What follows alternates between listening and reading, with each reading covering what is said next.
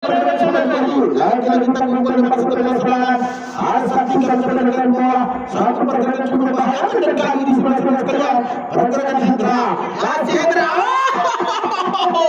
satu dorongan dengan jelas dilakukan oleh pemain-pemain yang jauh pergerakan serangan Hendra Bayau kembali satu tendangan akankah squad dari kesebelasan PPD Pasar ini bisa menyamakan kedudukan saudara sekalian dan mitra olahraga.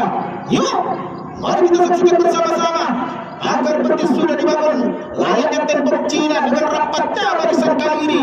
Apakah satu tendangan Alpana Arjuna bisa merobek celah gawang Pan Udin Sabarudin? Lakukan sudah satu tendangan tembok kembali dan gol!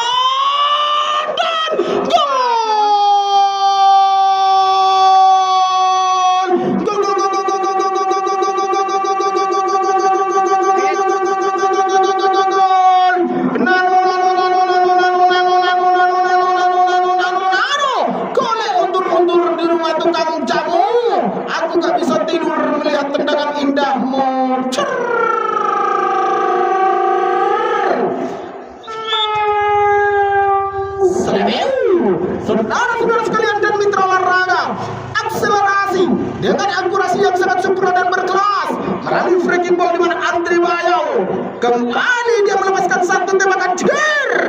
Bola